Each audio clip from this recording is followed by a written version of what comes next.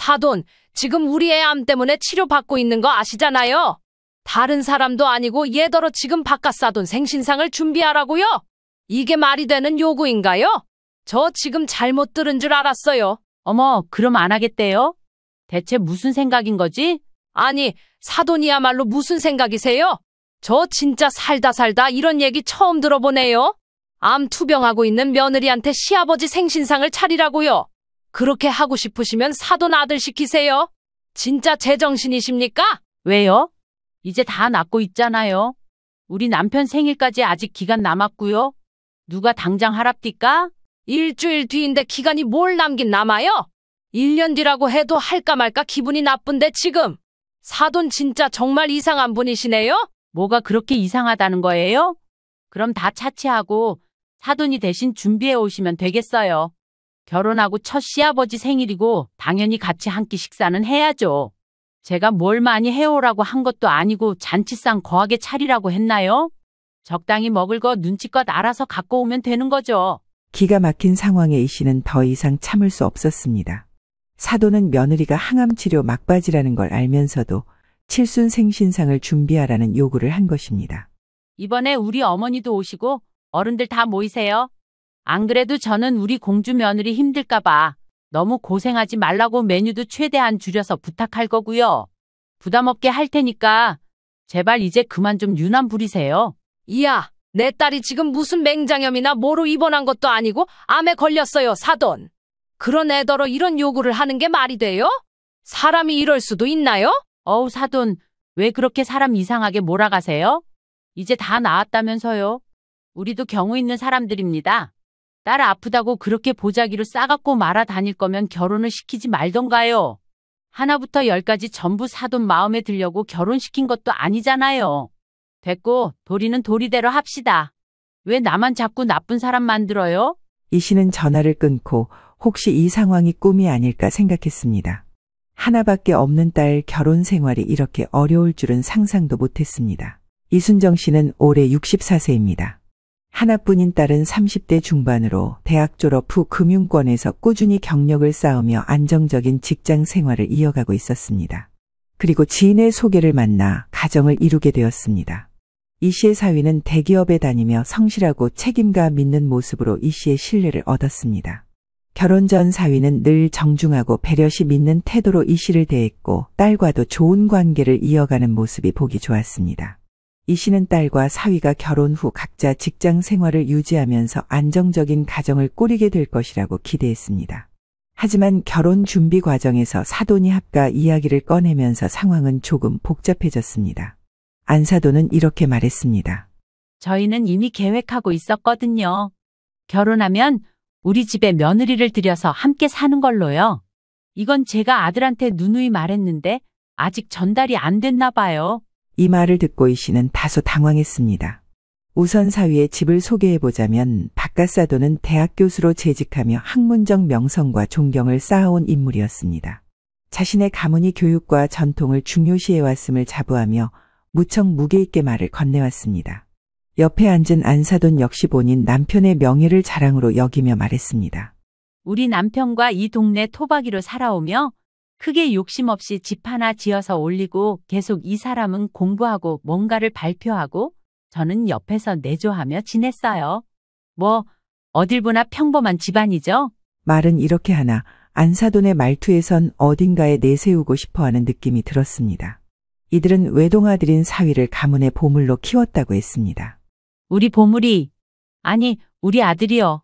아이고, 제가 집에선 이렇게 부르는데 말이죠. 아무튼 우리 며느님은 공주처럼 부르면서 2년 정도는 같이 데리고 있고 싶어요. 말 나온 김에 제대로 확정을 짓는 게 낫겠네요. 선뜻 대답하지 못하는 이 씨에게 안사돈은 덧붙였습니다. 저희는 딸이 없어서 정말 아쉬웠어요. 그런데 이렇게 귀한 며느리를 맞이하니 정말 기쁘네요요. 말 맞다나 진짜 공주님처럼 모시고 잘 가르쳐서 내보내려고 해요. 저희 집 근처에 있는 신축 아파트로 이미 봐놨고 계획도 다 있거든요.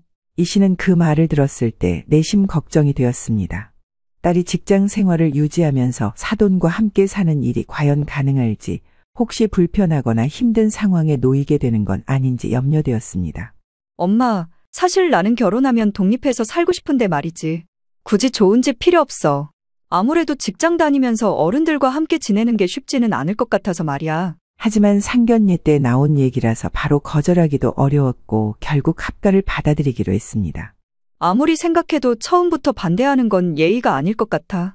어른들 곁에서 배우며 살아보는 것도 나쁘지 않을 것 같네. 이 씨는 딸의 결정에 마음이 놓이지 않았지만 딸이 이렇게 말하며 자신감을 보이자 믿어보기로 했습니다. 잘해볼게, 엄마. 어머니, 아버님 좋은 분 같으니까. 어머니가 나한테 반지도 물려주시고 벌써 공주라고 부르셔서 약간 낯간지러울 정도야. 그래? 그거 다행이네. 근데 너 너무 무리하지 말고 혹시라도 힘들면 바로 엄마한테 말해. 내가 도와줄 테니까. 결혼 후 합가 생활은 초반에는 비교적 순조롭게 흘러가는 듯 보였습니다. 사돈네 집은 서울 한복판에 있는 2층 집으로 직접 가보진 않았지만 딸로부터 사진을 받아서 내부를 대강 보기는 했습니다. 평범하고 낡은 건물 같아 보여도 이미 지역에서 단독 건물 2층으로 오래되었고 사돈네 부모님으로부터 물려받은 땅이라고 하니 확실히 좋은 입지에 있는 듯 보였습니다. 이 씨는 딸의 행복을 위해 믿음을 가지려고 노력했지만 가끔씩 딸과 통화할 때면 사소한 말투나 표현에서 무언가 걸리는 느낌을 받곤 했습니다. 밥은 어떻게 해먹고 있어? 네 시어머니 계시니까 같이 준비하고 그래? 나도 좀 서툴긴 한데 확실히 직장 다녀와서 저녁 챙기는 건 쉽지 않네. 어머니는 하나부터 열까지 다 직접 만들어서 하시는 타입이야. 가끔 내가 마트에서 밀키트 같은 거 사가면 안 좋아하시더라고. 아이고, 그 정도는 좀 대충 해도 되지. 뭐 마늘 같은 거 다 일일이 까고 양념장까지 만들고 그런 타입은 아니지. 솔직히 말해. 그보다 더 제대로 하려고 하시더라. 내가 재료도 잘 못 썰고 양념장은 제품으로 하려고 했는데 이런 건 음식에 예의가 없는 거라고 하셔서 저번엔 좀 무안했어. 뭐야? 얘, 네가 이런 얘기까지 할 정도면 진짜 좀 불편한 거 아니니? 무슨 예의고 뭐고 그런 게 다 있어. 안 그런 척 하더니 은근히 깐깐하네 네 시어머니. 아니야. 뭐 여전히 공주라고 불러주시고 잘해주셔. 설거지도 다 본인이 하시는걸. 딸의 말은 겉으로는 괜찮아 보였지만 이 씨는 딸의 목소리에서 다소 힘이 없는 기운을 느꼈습니다. 이후로 이 씨가 꼬치꼬치 물어보니 딸은 이후로 뭔가 실수했다 싶었는지 더 말을 꺼내지 않고 화제를 넘겼습니다. 그런데 이렇게 생각한 지 얼마 안 되어 시간이 6개월쯤 흘렀을 때 딸이 점점 힘들어 보인다는 느낌을 받았습니다. 딸은 결혼 전부터 위장이 예민해 스트레스를 받으면 위경련이 오기도 했고 체중이 쉽게 줄어드는 체질이었습니다. 함께 살 때에도 딸의 건강을 늘 걱정하며 챙겨왔던 이 씨는 딸이 얼굴이 창백해지고 체중이 줄어드는 모습을 보며 속이 상했습니다. 딸은 이 씨가 걱정스러운 눈빛으로 물어볼 때마다 이렇게 대답했습니다. 엄마, 별일 아니라니까.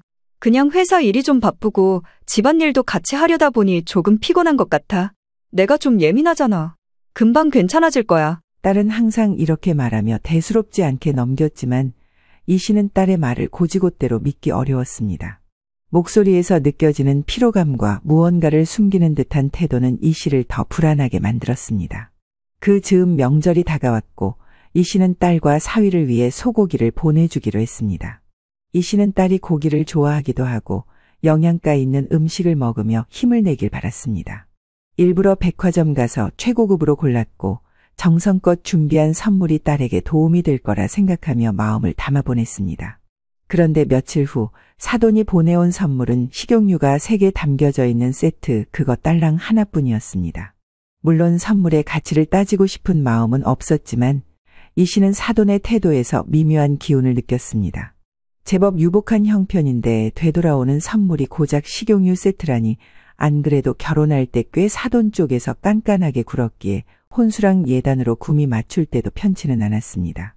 약간 기분이 미묘해지려던 차, 사돈이 인사차 전화를 걸어왔습니다. 그래도 감사 인사를 전하고 있기에 이 씨는 최대한 신경 안 쓰려고 했습니다. 그런데 묘하게 안사돈의 말 어딘가가 이 씨의 신경을 긁었습니다. 우리 공주 며느님이 살림이 익숙하지 않아서 저나 남편이나 밥 먹을 때 조금 까다로워졌어요. 사실 저희가 그렇게 까다로운 사람들이 아닌데 말이죠.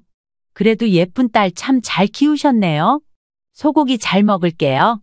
저희가 선물한 기름도 좋은 거예요. 저도 요리할 때 그거 쓰거든요. 사돈의 말은 얼핏 칭찬처럼 들렸지만 이 씨는 그 속에 담긴 미묘한 불평과 비꼼을 느낄 수 있었습니다. 사돈이 딸의 살림 솜씨를 은근히 문제 삼으면서도 직접적으로 불만을 말하지는 않는 모습이 이 씨를 더 언짢게 했습니다. 직장을 다니는 내가 살림까지 완벽히 할 수는 없는 건데 왜 저렇게 말을 하지? 말은 공주하지만 은근히 시집살이 시켜대는 거 아니야? 이 씨는 속으로 생각하며 당황스러움을 감추지 못했습니다. 딸이 직장과 살림을 병행하며 애쓰고 있다는 걸 알기에 사돈의 말이 더욱 불편하게 느껴졌습니다. 명절 당일 딸과 사위는 이 씨 집에 반나절 동안 들르기로 했습니다. 오랜만에 딸과 사위를 만나 반가웠지만 이 씨는 그 시간이 생각보다 더 불편하게 느껴졌습니다. 왜냐하면 사돈이 사위에게 계속 전화를 걸어 언제 오냐고 재촉하며 딸과 사위가 이 씨 집에서 오래 머물지 못하도록 압박하는 것처럼 보였기 때문입니다. 딸은 사돈의 전화를 받는 사위의 표정을 살피며 눈치를 받고 서둘러 이 씨 집을 떠나려 했습니다. 이 씨는 딸이 조금 더 머물며 가족들과 여유롭게 시간을 보냈으면 했지만 딸은 이렇게 말하며 곤란한 표정을 지었습니다. 엄마, 미안해. 어머님이 기다리고 계셔서 빨리 가야 할 것 같네. 이 씨는 딸의 말에 서운한 마음을 느꼈지만 이를 표현하지 않았습니다. 대신 딸과 사위가 급하게 떠나지 못하도록 일부러 밥상을 천천히 차리며 시간을 끌었습니다. 알겠어. 근데 금방 차렸는데 밥은 조금 들고 가. 아무리 바빠도 식사는 하고 가야지. 명절인데 가족끼리 밥도 못 먹고 가면 섭섭하잖아. 딸은 이 씨의 말에 어쩔 수 없이 고개를 끄덕였고 사위는 옆에서 불만 가득한 표정을 지었습니다. 이 씨는 그 순간 사위의 태도에서 언짢음을 느꼈습니다. 본인의 아내와 처가를 생각하는 모습은 찾아볼 수 없었고 본인 부모님의 요구만 신경 쓰는 듯한 태도가 불쾌하게 다가왔습니다. 이제 보니 얘 시부모뿐 아니라 남편 눈치까지 보며 사는 건가? 아니 사위는 왜 이렇게 자기 부모님 말씀만 듣고 자기 아내 생각은 안 하는 거야? 딸은 식사를 마치자마자 서둘러 짐을 챙겼고 사위는 이 씨와 간단히 인사만 나누고 급히 자리를 떠났습니다. 딸이 그렇게 떠나는 모습을 보며 이 씨는 속이 상하고 답답한 마음을 떨칠 수 없었습니다. 딸의 결혼 생활에 무언가 큰 문제가 있는 것은 아닌지, 그동안 자신이 눈치채지 못했던 일이 있었던 것은 아닌지 걱정이 더 커져갔습니다. 이 씨는 어느 날 딸에게서 걸려온 전화를 받고 가슴이 철렁 내려앉는 기분을 느꼈습니다. 딸의 목소리는 평소와 달리 무겁고 가라앉아 있었습니다. 엄마, 나 암이래. 그래도 아직 초기인데 수술하면 괜찮대. 이 씨는 순간 무슨 말을 해야 할지 몰랐습니다. 심장이 철렁 내려앉았고 손이 떨리는 게 눈에 보일 정도였습니다. 딸이 한참을 망설이다 어렵게 꺼낸 말이었지만 이 씨에게는 가슴을 후려치는 충격이었습니다. 뭐라고? 너 지금 어디야? 혼자야? 병원에 있니? 병원에 있어. 오늘 검사받고 결과 나왔어. 딸의 목소리는 점점 작아졌습니다. 이 씨는 전화를 끊자마자 곧장 병원으로 향했습니다. 그 짧은 시간 동안도 마음이 조마조마했고 혹시라도 딸에게 무슨 일이 생길까 두려웠습니다. 병원에 도착한 이 씨는 딸의 병실로 뛰어들어갔습니다. 병실 침대에 누워있는 딸의 모습은 평소 활기차고 씩씩했던 모습과는 너무나 달랐습니다. 얼굴은 창백했고 눈은 초점 없이 허공을 바라보고 있었습니다. 너 왜 이제야 말했어? 엄마가 얼마나 놀랐는지 알아? 엄마 걱정할까봐 그랬어. 아직 초기인데 수술하면 괜찮다잖아. 너무 걱정하지 마. 이 씨는 그 말을 들으며 안심할 수가 없었습니다. 딸이 얼마나 겁먹고 힘들어했을지 그 마음을 생각하면 눈물이 나올 것 같았습니다. 니네 시부모님이랑 남편은 뭐라고 하니? 걱정 많이 하셨지? 그냥 걱정하시지 뭐. 얼른 나아야 한다고는 하시는데. 어떡하지, 엄마. 뭘 더 생각해? 네 몸이 먼저야. 일단 회사는 어떻게 할 거니? 회사에서는 걱정 많이 하셔. 병원 일정 나오는 대로 알려달라고 하셨고 많이 배려해 주시더라고. 딸은 회사 걱정을 먼저 했지만 이 씨는 딸이 지금 회사보다 자신의 건강을 우선으로 생각해야 한다고 느꼈습니다. 며칠 뒤 이 씨는 딸과 함께 병원 검사를 받으러 다녔습니다. 검사를 기다리는 동안 딸은 어색한 미소를 지으며 괜찮다는 말을 반복했지만 이 씨는 딸이 얼마나 불안해하고 있는지 알고 있었습니다. 그런데 그 과정에서 이 씨는 한 가지 이상한 점을 느꼈습니다. 사위는 평일에는 바빠서 병원에 올 수 없다 하더니 주말에도 병원에 오는 일이 드물었습니다. 예, 근데 네 남편은 왜 안 오는 거야? 주말인데 같이 왔다 갔다 할 만도 한데 그냥 이렇게 장모님한테 떠맡기는 거야? 아니야, 오려고 했는데 일이 있어서. 엄마한테 미안하게 생각하고 있어, 그 사람도. 하지만 이 씨는 그 대답이 이해되지 않았습니다. 딸이 암 진단을 받고 병원에 다니는 상황인데 남편으로서 그 정도도 못 챙긴다는 게 어처구니가 없었습니다. 더 이상한 것은 사돈의 태도였습니다. 같이 살고 있는 며느리가 암 진단을 받았는데 안사돈은 며느리의 친정엄마인 이 씨에게 단 한 번도 전화를 걸지 않았습니다. 병원의 딸과 함께 있으면서도 사돈 쪽에서는 아무런 연락이 오지 않는 상황이 이 씨에게는 납득되지 않았습니다. 딸은 금세 이 씨의 속상한 마음을 눈치채고 말했습니다. 엄마, 너무 그렇게 생각하지 마. 다들 자기 방식으로 걱정하고 있는 거겠지. 엄마는 너가 제일 먼저야. 네가 어떻게 생각하든 간에 엄마는 네가 건강하고 행복했으면 좋겠어. 그거 하나만 알아도. 딸은 이 씨의 손을 꼭 잡고 조용히 고개를 끄덕였습니다. 하지만 이 씨는 여전히 딸을 바라보며 걱정을 떨칠 수 없었습니다. 이 씨는 평일마다 병원에 들러 딸과 함께 검사 일정을 소화하며 딸의 상태를 지켜보았습니다. 딸은 병원 침대에 누워 있었지만 눈에 띄게 신경이 곤두서 있는 모습이었습니다. 딸의 표정은 창백했고 이 씨는 딸이 회복에만 전념하지 못하고 뭔가에 계속 얽매인 듯한 느낌을 받았습니다. 이 씨는 그런 딸이 안쓰럽기만 했습니다. 내 딸 몸은 내가 제일 잘 아는데. 사실 제일 힘들 건 우리 딸인데 나는 왜 이렇게 사돈댁이랑 사위한테 화가 나는지 모르겠네. 일단 얘 몸부터 잘 추스려야지. 이 씨는 마음속으로 되뇌며 딸의 행동을 유심히 살폈습니다. 딸은 병원에 누워 있으면서도 자꾸만 시댁 쪽으로 시선을 돌리며 누군가와 메시지를 주고받는 모습이었습니다. 이 씨는 몇 번이나 물어볼까 망설였지만 차마 딸을 더 부담 주고 싶지 않아 참고 있었습니다. 그런데 얼마 안 되어 딸의 얼굴이 일그러지더니 흐느끼기 시작했습니다. 엄마, 저기, 나 나을 때까지만 나와서 지내면 안 되려나? 분가 같은 거. 그런 거 말이야. 왜 그래? 너 무슨 일 있었어? 갑자기 그런 얘기를 하면 엄마가 놀라잖아. 아니, 자세히 말해봐. 그냥 다른 건 아니고 어른들이랑 같이 있으니까 마음이 편하지 않아. 집에 가서 어머니도 계시는데 우리 방 들어가서 누워있는 것도 불편하고 계속 신경 써야 해서 그래. 이 씨는 딸의 말을 듣고 한숨을 내쉬며 고개를 끄덕였습니다. 그래. 네가 그렇게 생각한다면 그렇게 해야지. 사실 당연히 불편하긴 하겠지. 그럼 분가 쪽으로 한번 생각해보자. 이 씨는 딸의 요청을 이해하기로 했습니다. 딸이 이렇게까지 말하는 데는 분명 그만한 이유가 있을 것이라고 생각했습니다. 병으로 인해 지친 몸과 마음을 쉬게 하려면 무엇보다 스트레스를 줄이는 것이 우선이었습니다. 딸의 말투와 표정에서 시댁과의 관계가 그리 좋지 않음을 암시받은 이 씨는 그것에 대해 깊게 묻지는 않았지만 일단 딸의 건강을 최우선으로 여겼습니다. 이 씨는 딸의 분가를 적극적으로 지원하기로 마음먹었습니다. 딸에게 어떤 집이 좋을지 물어보며 우선은 시댁 가까운 곳에 작은 빌라를 알아봐 주겠다고 약속했습니다. 엄마, 근데 이 일을 시댁에 뭐라고 말하지? 어머니, 아버님이 괜히 오해하면 어떡해? 딸, 그런 건 내가 알아서 얘기할 테니까 너는 걱정하지 말고 네 몸만 생각해. 아픈데 누가 뭐라 하겠니? 이건 충분히 이해할 만한 일이야. 며칠 후 이 씨는 딸의 분가 문제를 해결하기 위해 본격적으로 집을 알아보기 시작했습니다. 딸이 병원에서 회복에 집중할 수 있도록 안정적이고 조용한 환경을 찾기 위해 여러 군데를 돌아다녔습니다. 사실 사돈네가 분가를 시켜주겠다고 했지만 어디까지나 그 신혼집은 사돈네 재산인 거고 이 씨가 임의로 분가시키는 입장에서 대뜸 그 집에 빨리 들어가게 해달라고 할 수도 없었습니다. 그러니 결국 이 씨가 직접 살만한 곳을 알아보고 이 씨가 해결해 주는 게 낫겠다는 생각이 들었던 것입니다. 형편이 그렇게 막 여유 있고 넘치는 건 아니었지만 당장 얼마간 지낼 수 있는 전셋집 빌라를 얻어줄 정도는 있었습니다. 그래서 부동산을 알아보고 적당한 곳을 찾은 후 안사돈에게 간만에 연락을 해서 말을 꺼냈습니다. 그런데 분가 이야기를 꺼내자마자 사돈네는 아주 강하게 반발했습니다.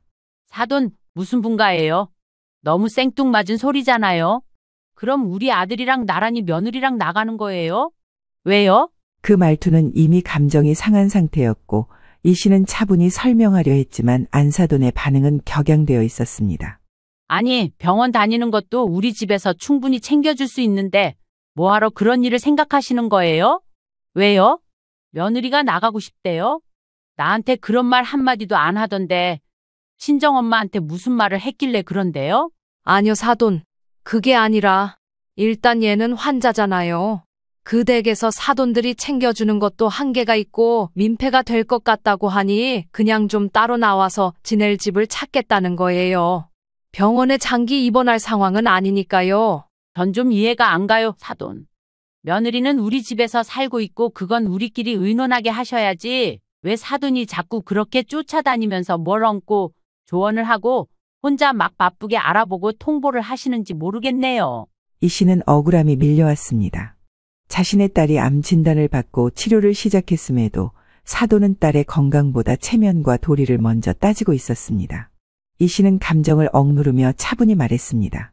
사돈, 다시 말하기도 속상하지만 우리 딸은 지금 암으로 투병 중인 환자예요. 아시잖아요? 그리고 언젠가는 애들도 독립해야 하지 않겠어요?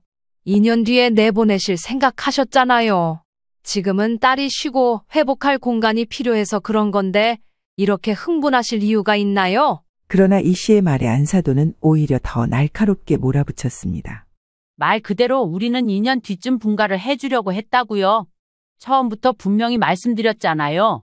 저희 시어머니, 아니, 우리 아들 할머님도 종종 여기 오셔서 손주 보고 가시는데 저는 뭐라고 말을 해야 해요? 아무튼 손주 부부같이 살고 있는 거 아주 바람직하게 보고 계시고 저도 결혼해서 10년간은 합가 생활했어요. 집안 가풍이 그렇다고 초반부터 그렇게 설명드렸는데 너무 답답하네요. 사돈, 답답한 건 저예요. 지금 그런 사정이 제 딸아이가 아픈 것보다 중요한가요? 지금 말씀하시는 이유들이 하나같이 너무도 이해가 안 되네요. 하여간 지금 당장은 안 되는 거예요. 분명히 말씀드릴게요, 사돈. 분가는 우리 계획과 다르다고요. 우리가 알아서 며느리 충분히 챙겨주겠다고 했는데 암이 무슨 옛날처럼 죽을 병도 아니고 초기라면서요. 그 정도는 충분히 다들 이겨내요. 제 주변에 암 환자들 천지에 널렸어요.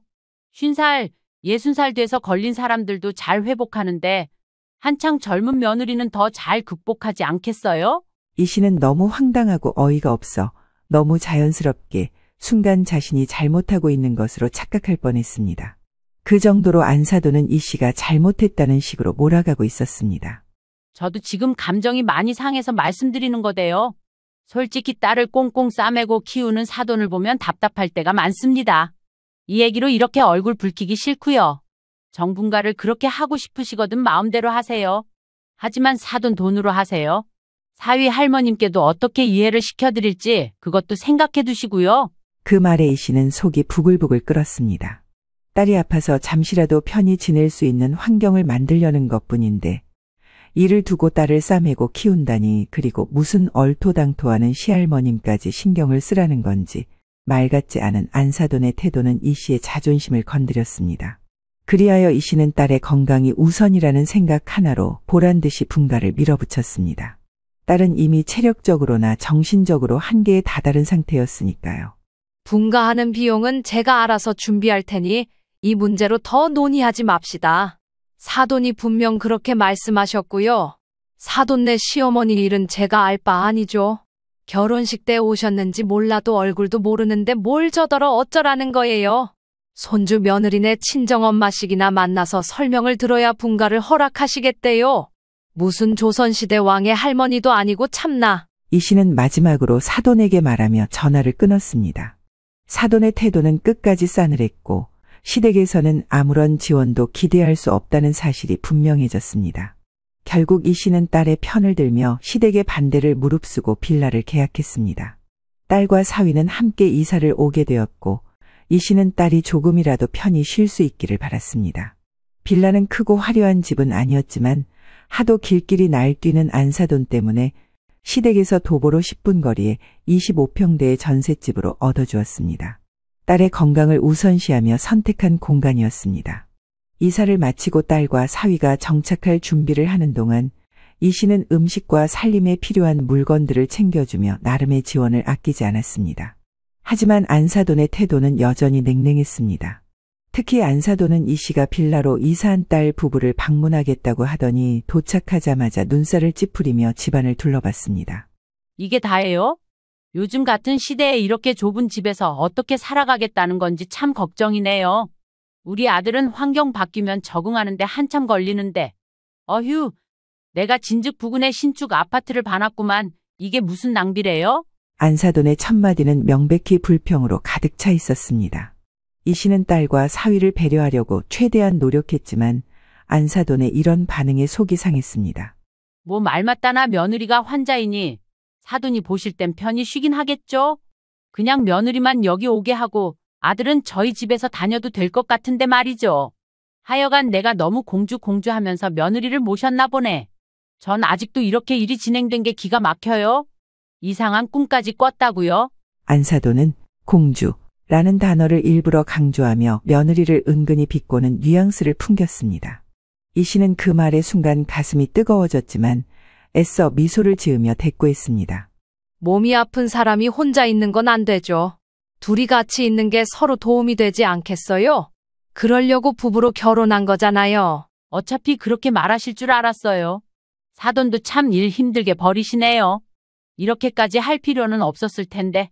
나중에 지나보면 이게 얼마나 돈 낭비고 쓸데없는 일인지 아시겠지만요. 이 씨는 차마 더 이상 말을 이어가지 않았습니다.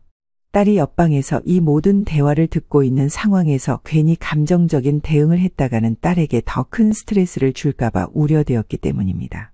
딸은 그저 인기척을 숨긴 채 조용히 있었고 사위 역시 옆에 멀뚱히 서서 아무런 말도 하지 않은 채 눈치를 보고만 있었습니다.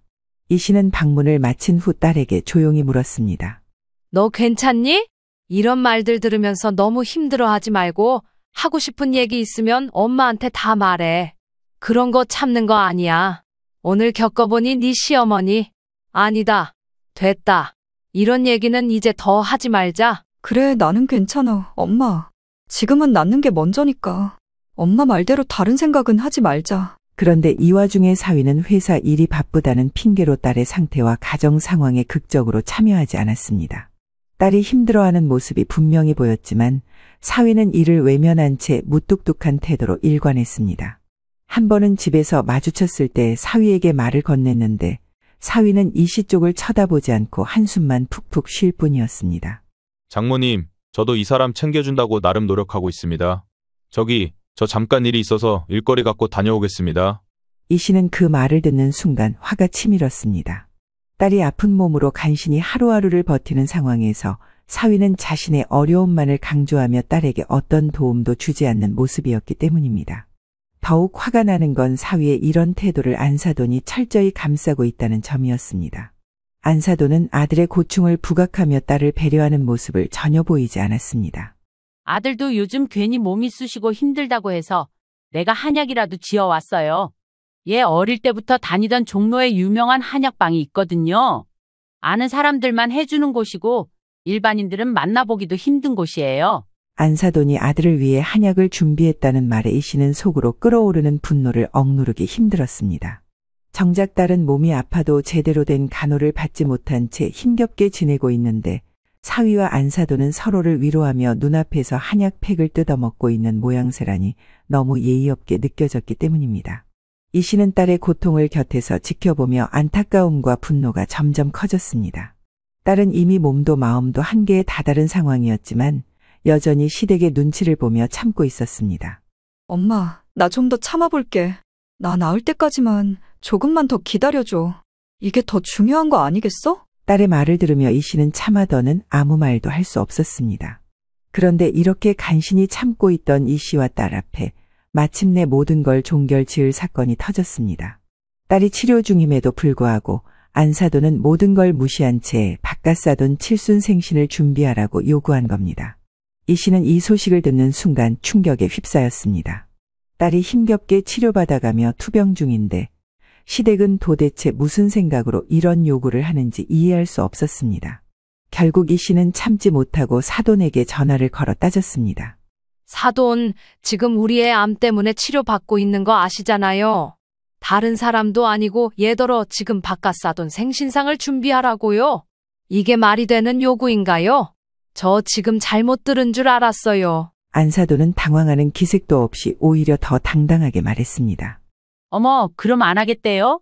대체 무슨 생각인 거지? 사돈이야, 말로 무슨 생각이세요? 저 진짜 살다 이런 얘기 처음 들어보네요. 암 투병하고 있는 며느리한테 시아버지 생신상을 차리라고요. 그렇게 하고 싶으시면 사돈 아들 시키세요. 진짜 제정신이십니까? 왜요? 우리 공주 며느리 이제 다 낳고 있잖아요. 우리 남편 생일까지 아직 기간 남았고요. 누가 당장 하랍디까? 일주일 뒤인데 기간이 뭘 남긴 남아요? 1년 뒤라고 해도 할까 말까 기분이 나쁜데 지금. 사돈 진짜 정말 이상한 분이시네요? 뭐가 그렇게 이상하다는 거예요? 그럼 다 차치하고 사돈이 대신 준비해 오시면 되겠어요. 결혼하고 첫 시아버지 생일이고 당연히 같이 한 끼 식사는 해야죠. 제가 뭘 많이 해오라고 한 것도 아니고 잔치상 거하게 차리라고 했나요? 적당히 먹을 거 눈치껏 알아서 갖고 오면 되는 거죠. 기가 막힌 상황에 이 씨는 더 이상 참을 수 없었습니다. 딸이 암으로 고생하며 항암 치료 막바지라는 걸 알면서도 칠순 생신상을 준비하라는 요구를 한 것입니다. 이번에 우리 어머니도 오시고 어른들 다 모이세요. 안 그래도 저는 우리 공주 며느리 힘들까 봐 너무 고생하지 말라고 메뉴도 최대한 줄여서 부탁할 거고요. 부담 없게 할 테니까 제발 이제 좀 그만 끼세요. 이 씨는 사돈의 말에 분노를 느꼈지만 최대한 침착하게 대응하려 했습니다. 이야, 내 딸이 지금 무슨 맹장염이나 뭐로 입원한 것도 아니고 암에 걸렸어요, 사돈. 그런 애더러 이런 요구를 하는 게 말이 돼요? 사람이 이럴 수도 있나요? 어우, 사돈, 왜 그렇게 사람 이상하게 몰아가세요? 이제 다 나았다면서요. 우리도 경우 있는 사람들입니다. 딸 아프다고 그렇게 보자기로 싸갖고 말아 다닐 거면 결혼을 시키지 말던가요. 하나부터 열까지 전부 사돈 마음에 들려고 결혼시킨 것도 아니잖아요. 됐고, 도리는 도리대로 합시다. 왜 나만 자꾸 나쁜 사람 만들어요? 사돈의 말을 듣고 이 씨는 더 이상 대화를 이어갈 필요가 없다고 판단했습니다. 말이 통하지 않는 사람과의 대화는 의미가 없었습니다. 이 씨는 이를 갈며 통화를 끝냈습니다. 며칠 후 시부의 생신 전날이 되자 안사돈은 음식 목록을 주르륵 문자로 보내왔습니다. 갈비찜이랑 잡채랑 전이랑 이거 3개만 해오면 돼요. 어려운 거 아니고요. 대신 우리 집 사람들은 마늘 너무 강한 거 싫어하니까 생강으로 잡아주세요. 며느리 보고 하라는 거 아니에요. 사돈이 해주세요. 그럼 된 거죠? 이 씨는 일부러 답장을 하지 않았습니다. 그랬더니 다시 문자가 왔습니다. 왜 답이 없으세요? 말을 해줘야 손발을 맞춰서 준비하던지 하지요. 다 해놨으니까 그리 알고 기다리세요. 말 섞기 싫으니까 더 연락하지 마세요. 그리고 딸은 병원에서 간단히 퇴원 준비를 마쳤고 이 씨는 일부러 딸을 친정으로 데려갔습니다. 며칠 후가 바깥사돈의 생일이었고 어차피 그 사이 딸이 신혼집으로 돌아간다 한들 사위랑도 사이가 별로였기 때문입니다. 게다가 사위는 자기 아내가 언제 퇴원하는지 날짜도 제대로 체크 안 했는지 여전히 병원에 있는 줄 알고 있는 모양이었습니다. 어찌되었건 그렇게 시간이 흘러 바깥사돈 칠순 당일이 되었고 이 씨는 딸과 함께 시댁에 들렀습니다. 딸은 여전히 피곤한 기색이 역력했고 이 씨도 딸이 긴장하고 불편해하는 모습을 보며 더더욱 당당하게 들어가기로 했습니다. 배를 누르자 안사돈은 문을 열고 딸과 이 씨를 맞이했습니다. 그러나 환영의 말은커녕 안사돈은 눈길을 한번 훑더니 이렇게 말했습니다. 어머, 공주 오랜만이다. 몸은 많이 괜찮아졌지? 사돈도 이렇게 뵈니 또 느낌이 다르네요. 근데 음식 어디에 두셨어요? 차에 두고 내리신 건 아니죠? 빈손으로 온 이 씨와 딸을 보고 안사돈은 이렇게 말을 했고 이 씨도 웃으며 대꾸했습니다. 가지고 온 거 있으니까 일단 들어갈게요. 어디로 가면 되나요? 미심쩍은 표정의 안사돈은 미간을 찌푸렸지만 일단 그렇게 안으로 들어가게 되었습니다. 들어가 보니 말대로 친척 식구들 몇몇이 앉아 있었고 바깥사돈은 이 씨를 보자마자 다소 경직된 얼굴로 대강 인사를 했습니다. 오셨습니까, 안사돈? 며느리, 이제 몸은 좀 괜찮은 거니? 딸이 이때 기력 없는 얼굴로 대답을 하려던 차 이 씨는 그 말을 잽싸게 채가버렸습니다. 안녕하세요, 바깥사돈. 생신 축하드립니다. 저희더러 안사돈께서 생신 준비를 같이 해달래서 왔어요. 이거 한번 받아보시죠. 바깥사돈은 안경을 치켜 올리며 이 씨가 내민 것을 받아들었습니다. 누런색의 서류 봉투였고 한눈에 봐도 이날 칠순자리의 선물이라고 보기에 의문스러운 물건이었습니다. 이때 잽싸게 달려나온 안사돈이 재빠르게 물었습니다. 아니, 왜 안으로 안 들어오시고? 이게 뭐예요? 저희 애아빠한테 뭘 주시는 거예요? 이혼 서류예요. 이 말에 바깥사돈이나 안사돈이나 저 안쪽에 앉은 친척들까지 동시에 모든 시선이 이 씨에게 꽂혔습니다. 오늘 우리가 드릴 건 이것밖에 없네요. 안 그래도 참고 버텼는데 안사돈이 이번에 제대로 아주 사람을 자극하셨어요. 그놈의 공주 며느리 소리 끊기 싫어서 이쪽에서 먼저 끈 잘라버리려고요. 아니, 대체 무슨 말씀이세요? 세상에 기가 막혀. 예, 공주 너. 아니, 너 말이야? 네 엄마 왜 이러시는 거야? 누구한테 너너거리는 거예요, 지금? 이거 한 통이면 우리는 더 이상 사돈이 아니고 우리 딸에게 사돈은 시어머니고 뭣도 아니고 모르는 동네 아줌마에 불과해요. 남만도 못한 사이 그만합시다. 그러자 바깥사돈이 제법 엄하게 소리를 지르며 뭐 하자는 거냐고 따지기 시작했습니다. 왜요? 제가 볼 때 바깥사돈이 제일 나빴네요. 안사돈이 저한테 본인 시어머니 험담을 그렇게 하시더라고요. 눈치가 보여서 며느리 붙잡고 같이 살아야 한다나? 바깥사돈이 그렇게 본인 마누라 고생시키니 그 몹쓸 시집살이가 대물림되는 거 아니겠어요? 이 말에 바깥사돈과 안사돈은 당황한 얼굴로 서로를 쳐다봤고 친척들 분위기도 이상하게 흘러갔습니다. 무슨 말씀이에요? 여보, 아니야. 나 그런 말 안 했어요. 세상에, 사돈 지금 뭐 하는 거예요? 뭐긴 뭐겠어요. 안사돈이 너무 짠해서 그렇죠. 본인 마누라도 생신 챙기라고 고생시키고 암으로 고생한 며느리 위로는 못해줄 망정. 마누라 따라 멍청이 앉아서 칠순상 기다리고 있는 바깥사돈 보세요. 지금도 안사돈만 혼자 욕먹게 하고 있잖아요.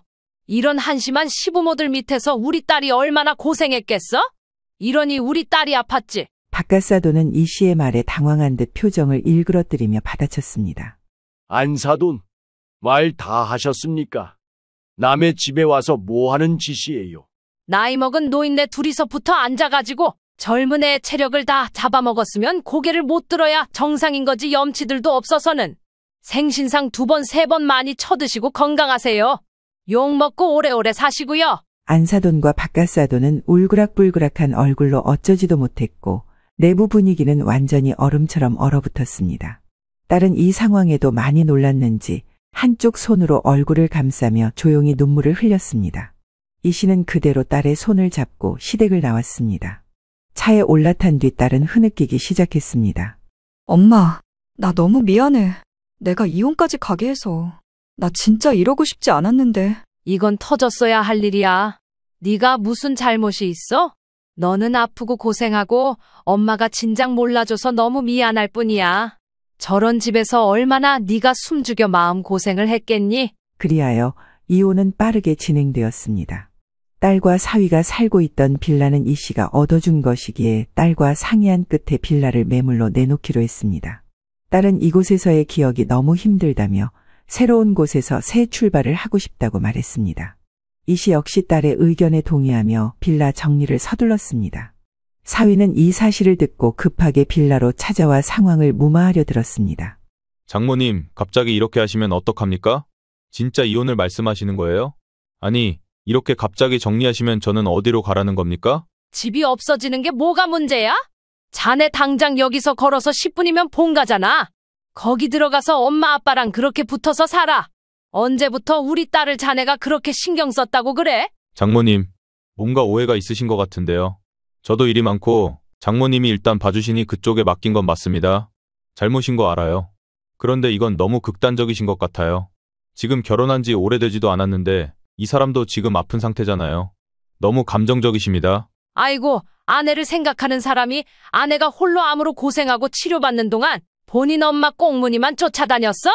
한약 배불리 먹고 엄마가 챙겨주는 밥 먹고 아픈 와이프는 장모님한테 넘기고 아버지 생신상 차리라는 것도 멍청이 쳐다보고만 있고 말이지. 이제 못 되돌려. 자네는 우리 딸 남편 될 자격이 없어. 그만 나가주게. 이 씨는 딸을 위해 이혼 서류를 철저히 준비하며 시댁에 부당했던 행동들에 대한 증거를 모두 모았습니다. 딸이 그동안 받은 부당한 대우와 고통은 단순히 말로 설명할 수 있는 수준을 넘어서 있었습니다. 딸에게 정신적 고통을 준 문자 내용도 고스란히 보관하고 있었습니다. 시댁에서 딸에게 보낸 차별적이고 압박감 가득한 메시지들이 혼인 파탄의 명백한 근거가 될 수 있었습니다. 결국 사위는 이혼을 받아들였고 딸은 빌라를 매물로 내놓은 후 이 씨와 함께 새로운 곳에서 새 출발을 준비했습니다. 딸이 새 삶에 적응해가는 동안 시댁은 이혼으로 인해 큰 타격을 입었는데요. 경제적인 타격보다는 명예에 관련해서 아주 큰 타격을 입게 되었습니다. 어쩌면 그렇게 명예 중시하고 남의 눈 신경 쓰는 그들에게 가장 아픈 화살이 되지 않았을까 싶었습니다. 평소 박가사도는 대학 교수로서의 지위를 내세우며 그 지역 사람들에게 은근히 자신들의 가정이 얼마나 품격 있고 잘났는지 자랑하곤 했습니다. 안사돈 역시 본인 남편을 닮아 어딜 가던 허세를 부리는 경향이 있었던 모양입니다. 그러나 아들 부부 이혼 소식과 함께 이들이 강조했던 모든 명예와 자부심은 무너졌습니다. 더욱이 안사돈이 며느리에게 지나치게 강요했던 시집살이와 과도한 기대가 암발병에 영향을 미쳤다는 소문이 동네에 퍼지면서 아주 큰 불명예를 안게 되었습니다. 이것은 이 씨가 부동산을 방문하며 빌라를 매물로 내놓고 이웃 주민들에게 딸이 암 투병 끝에 결국 이혼하게 되었다는 사실을 이야기한 것이 아주 큰 주요 원인이었습니다. 이 씨는 딸이 얼마나 고통스러웠는지, 시댁이 얼마나 무책임하고 가혹했는지 솔직히 털어놓았고 이 말은 금세 주변으로 퍼져나갔습니다. 결국 이웃들은 이들 가정을 흉보기 시작했습니다. 안사돈은 평소 자신만만하게 거들먹거리던 모습은 온데간데 없이 사라졌고 박가사돈 역시 교수라는 타이틀에 어울리지 않게 고집스럽고 이상한 구석이 있다는 말이 붙게 된 것입니다. 심지어 며느리를 그렇게 부려먹다가 암에 걸리게 만든 거 아니냐는 말까지 나왔고 이런 비난은 남의 시선을 신경 쓰는 그들 부부에게 크나큰 큰 충격으로 다가왔습니다.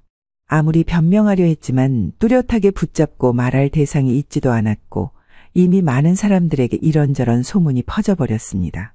그렇게 자랑하던 오래된 땅 위에 지은 그들의 집은 이제 더 이상 자랑이 아니라 고통의 상징이 되었습니다. 결국 시댁은 동네에서 발붙이고 살 수 없다는 결론을 내리고 본래 딸과 사위에게 줄 계획이었던 신축 아파트로 헐레벌떡 짐을 옮겨 이사를 갔다고 들었습니다. 그러나 그곳에서의 삶도 녹록지 않았습니다. 새 아파트도 거기서 도보로 얼마 걸리지 않는 곳이었기에 새 아파트 이웃들에게 과거의 사건을 숨기려고 했지만 이미 소문은 퍼질 대로 퍼져 있었습니다. 한때 고고한 척하던 그들의 태도는 찾아볼 수 없었고 서로를 탓하며 관계도 소원해졌다는 얘기를 들었습니다. 한편 딸은 이혼 이후 이 씨와 함께 살며 안정된 삶을 되찾았습니다.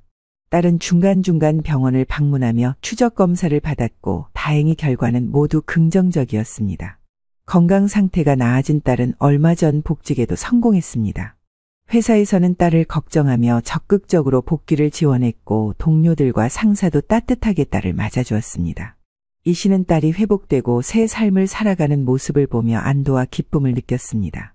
딸과 함께 새로운 일상을 만들어가며 더 이상 시댁과 관련된 과거에 얽매이지 않고 두 사람만의 행복을 찾아갔습니다. 그렇게 딸과 이 씨는 함께 새로운 시작을 맞이하며 평온한 일상을 이어가고 있습니다.